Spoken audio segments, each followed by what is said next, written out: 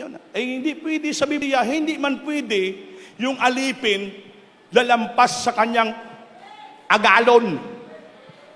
The servant is not above to his master. Amen ba? So anong ginawa ng Panginoon? Dahil gusto mo ko lampasan, dahil alipin lang kita, utosan lang kita, Lucifer, kaya hindi ka pwede.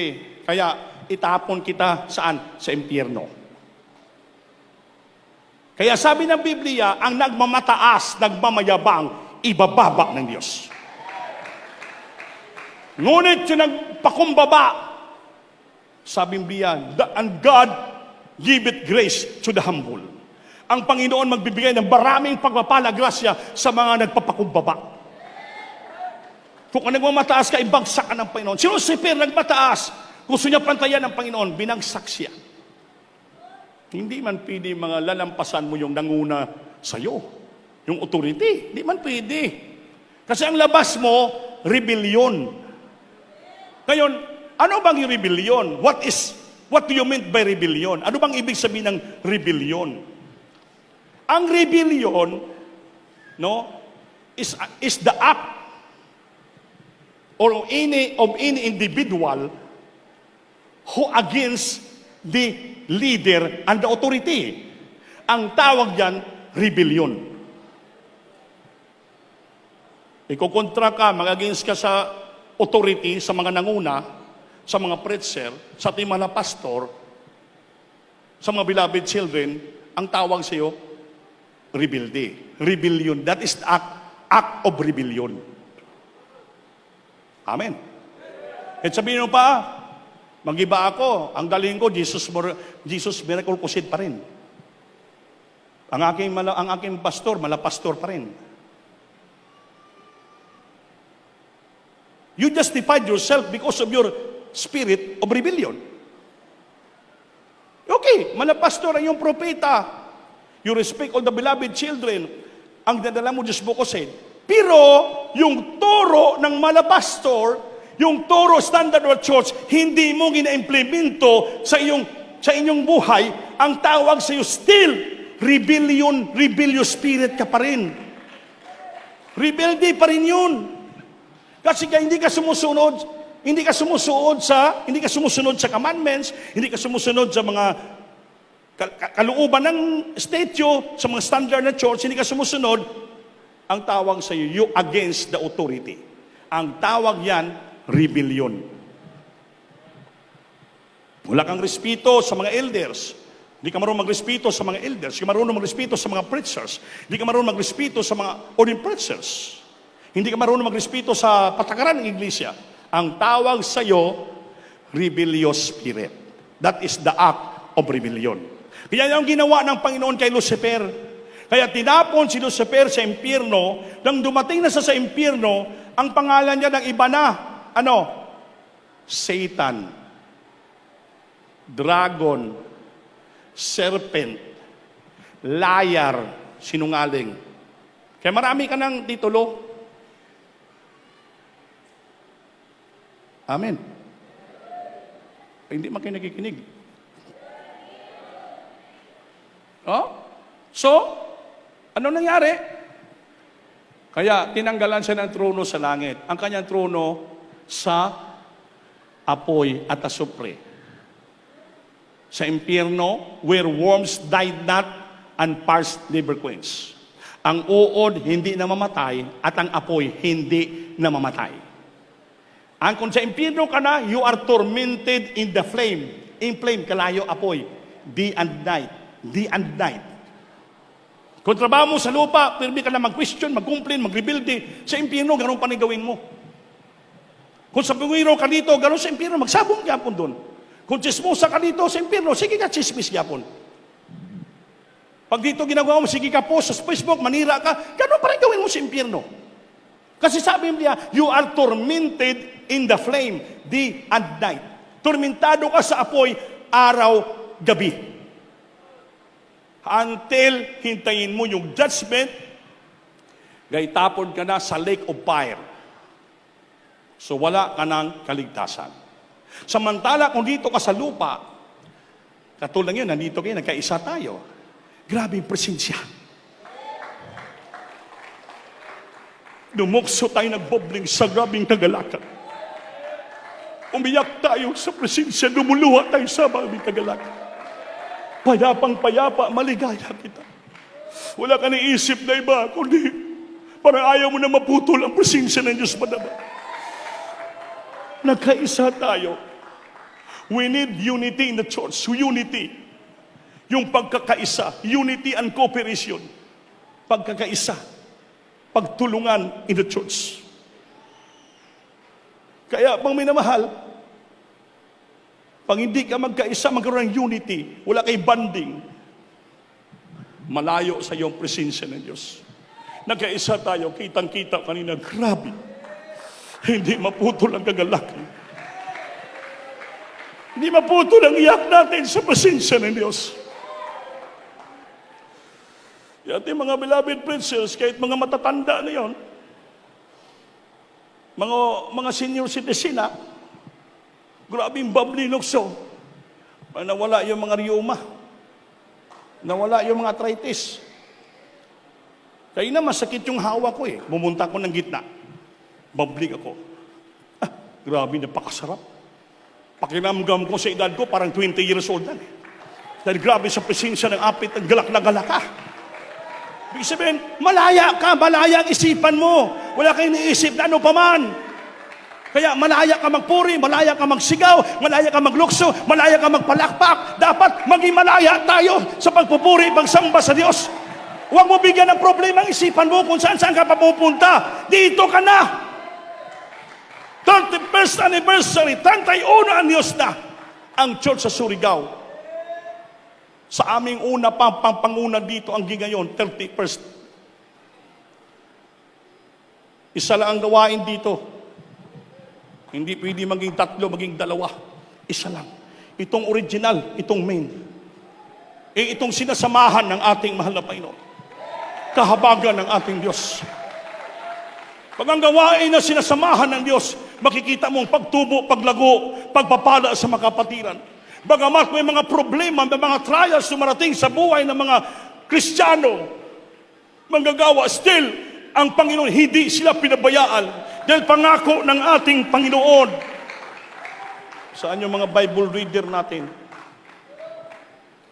Deuteronomy chapter 31, verse 8. Kaya hindi pakibasa. Anong sabi ng Panginoon? The book of Deuteronomy chapter 31, verse 8. Pakibasa. Praise the Lord. Dito po sa aklat ng Deuteronomy, Kabanata 31, Talatay 8. At ang Panginoon ay siyang nagpapauna sa iyo. Oo? Siya'y sa inyo, hindi ka niya iiwan, ni pababayaan ka, ikaw ay huwag matatakot, ni manglupaypay. Palakpakan po natin ang Diyos. Pangako ng Diyos, the Lord will go before you. The Lord will go before you. Samahan ka at pangunahan ka ng Panginoon. At siya sasama sa iyo. He's always there. He will never leave you. Hindi ka pabayaan ng Diyos. Nor forsake you. Isalikway ka ng Panginoon. He never failed you. Hindi ka bibiguin ng ating Panginoon. Kaya huwag kang manghina, huwag kang matakot. Kaya ang Diyos, hindi po tayo papabayaan. Makita mo yung iglesia, pagsasamba, na tumutubo, pinagpapala, gabing revival. Bakit? Sinasamahan ng ating mahal na Panginoon. Pinagaling ang karamdaman, binago ang buhay. Grabe yung mala, Brother John B, beloved wife niya, may sakit sa cervix. Lahat na doktor ang examine, isa lang diagnose, operahan. Pero nang tumayo sila sa pangako ng Diyos, ang Diyos natin, sa Jesucristo, buhay, nagpapagaling karamdaman. The God who heals, ang Diyos na nagpapagaling. Lahat, pumunta pa ng Cebu, ganon pa rin ang diagnose, operahan. Ngunit, pag pumilit sila ang Diyos maghimala, tinayuan nila. Withstand. Nagkaroon sila ng endurance, tibay na pagtitiis. Kaya the power to withstand hardship and stress, sickness, tinupad ng Diyos sa buhay nila. Pinagaling ng Diyos ang kanyang beloved wife. Iglesia na sinasamahan ng Panginoon. The Lord will go before you, and He's always there. He's always there. He will never leave you, nor forsake you. Do not be afraid or be discouraged. Huwag ka matakot, mahadlok, huwag ka ma-discourage, huwag ka mangluya, huwag ka manglulupaypay. Dahil samahan tayo ng ating Panginoon. If your spirit is right in the Lord, kung tama ang iyong espiritu sa Diyos, samahan ka ng Panginoon. Hindi ka bibiguin ng Diyos. Mga babing patuto, nagkakabless eh. Nadisgrasya sa motor, biak ang ulo. Grabe. Hindi basta-basta. Saan kayo mangita niyan? Saan pa kayo? Saan pa tayo? Grabe. Ako, iniisip ko, sabi ko, sus. Kaya nalala kong preaching ng mga pastor eh. Yung mga nag-alilangan dito, nagduduwa, nagda-doubts, nagre-rebuild, saan ka pupunta? Sabi ng mga pastor, dako, ipasuta nyo inyong isipan sa mental hospital. Sabi mga pastor yan. Oh. Ipasusi nyo ang inyong isipan, utak sa mental hospital. Kay, mag-question ka dito, sabi ng istorya, kabaliwan yan. Anong kabaliwan? Kabuangan. Kaya sabi ng pastor, ipasuri nyo ang inyong isipan sa mental hospital. E ano ba naman yung mental hospital? Ano yon? Ano yung mga pasyente doon sa mental hospital? May diferensya sa ulo. May diferensya sa ulo. So, before you decide, before you jump into conclusion, na mag-question ka dito, sabihin mo ganito, mali dito, think it over 1,000 times before you decide yourself. Ipasusi mo muna doon sa mental. Ako, Mang Mil, bakit itong preaching ko? Kasi, endurance ito. Ang manatili hanggang sa wakas. Ang magpadayon hantos tapusan. Ang maging maligon, maging matatag, maging matsagain, matiisin, may nantuson, nagpadayon, daghang pagsulay, daghang kalisdanan, hardship, sila po'y bumabarog na natili, di have a power to withstand. Panagahom nga sila matili, makabarog, nagatindog, bisan sa labing kalisdanan, stress sa buhay. Sila nagpadayon, he endured up to then. Nagpatuloy sa antod karon, 31 years na nalipay ko, nakita ko mga dagway, 1995, 1994 pa kami dito. 31 years na ngayon, andyan pa rin ang nagpatotoo. Dati nagpatotoo, umalis kami Surigao, ang edad nila yon 8 years old pa lang. Yung anak ni Plandano, 8 years old pa lang nang umalis kami dito. 8 years old. Sila John Bin, high school, mga ano pa lang ang edad. Ngayon, engineer, meteor, grabe yung pagpapala. Pero still, nanatili sila, nagpadayon sila, nagpatuloy sila. Bakit? Nagtyaga sila. Dahil mayroon silang tamang pag-iisip. Dahil nakita nila, totoo, buhay ang Diyos dito. Ikaw, marami kang iniisip kung saan ka pupunta. Lang yung isipan mo, dagang ka question. Nako, hindi na problema ng mga preacher, brad, sister, hindi na problema ng mga worker. Problema mo yan. Ikaw may problema dito.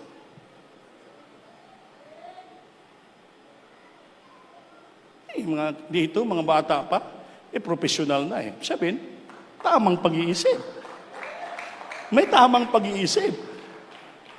Sila mismo nag-testify eh.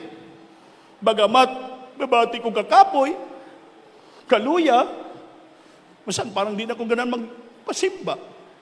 Pero, hindi sapat na kami tatalikod sa Diyos.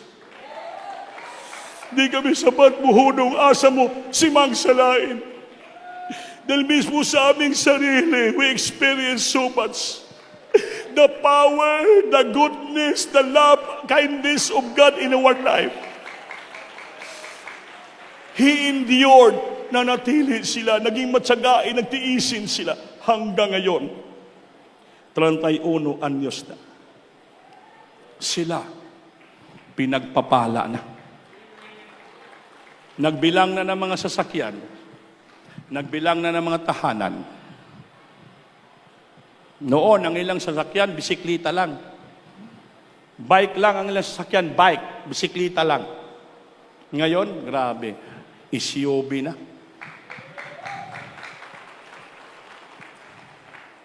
Amen? Amen? Mga anak nila, nag-graduate, mga professional na rin. Sino nagbigay ng grasya? Ang Diyos nating pinaglingkuran. Tama ang Biblia. James chapter 4 verse 6. Last verse ko na lang.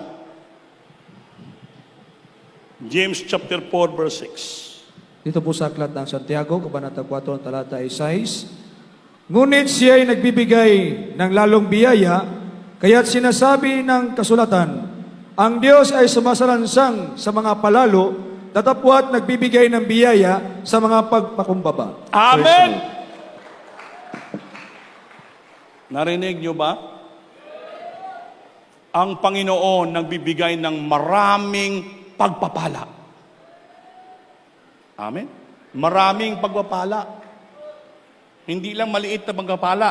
Maraming pagpapala. Amen. God give it more grace to the humble. Gusto nyo bang daghan pagpapala mamot sa inyo? Kaya ang Biblia nagsabi, God give it more grace to the humble. Ang Ginoo maghatag daghan panalangin sa mga mapainubsanon. O sa gawon niya, badlungon niya, ang mga mapahitason. Pag may patason ka, ang bugiro ka, anong tawag niya sa Bisaya yung basa mo? Sampalon? Ano sana? Anong sa Bisaya yun? God resisted the proud. Sa English yan, resisted the proud. Santaon pala. Santaon sa Ginoo ang mga naghinambog, nagmamataas. Ngunit, grasyahan niya ng daghan ang gapaubos. Karon papiliun ta mo. Gusto mo maghihambugiro o santaon ka sa Dios way ka panlangin? O magpaubos sa karon? Desisyon ka kini adlaw nga mangalagad na ko padayon magpabilin ko diri. Aron daghan grasya panalangin moabot si mong kinabuhi. Gano'n na kasimple ang pulong sa Diyos. Amen? Sige ka pahambog, sige ka question, sige ka, supak-supak ka, hindi ka musunod. Sabi ng Diyos, ang gahambog-hambog ng mataas, santaon ko. Pero ang gapaobos, grabe, daghan kayong panalangin. God give it grace more to the humble. But He resisted the proud and give it more grace to the humble. So ngayon, yung mga nag-question, yung mga nag-supak, ang toy wala man gyapon nagdato. Sige lang ang pamulawan. Wala. Ba? Dagan, sige, ginto, bulawan, pakyubo, sana lang. Gabi, para magmilyonaryo. Wala man gyapon. Iba, hindi na gani kalakawin noon. Ilagado. Pero yung mga simple lang dito, sumasamba Merkulis Domingo, nagbibigay, naghahatag, kasuporta, walay reklamo, yes Lord lang, yes Lord. Sabi nga sa awit, don't say no to Jesus, but say yes every day. Say yes anyway. Amen. Don't say no, but say yes. Oh, magbigay kayo. Opo. Mag-preach kayo. Opo. Mag-fasting kayo. Opo. Mag-ubirnat kayo. Opo. Puro opo lang lahat. Walang tayo. Puro opo. Amen? Kaya grabing panalangin. Grabing pagpapala. Ulitin ko. The Lord resisted the proud. Santaon niya, badlungon niya ang mga nagapahambong ng ibatason. Apan, daghan kayo panalangin, grasya. Ibigay sa mga nagpaubos at nagpapakumbaba. Kaya nga mo mga mahal nga bisita namin, magpaubos ka mo tubangan sa Diyos. Dool mo sa tunga. Dawaton yung Ginoo, may inyong Diyos o pangluluwas. Kayo na Kristiyano, gusto nyo ma-revive? Dool ka mo.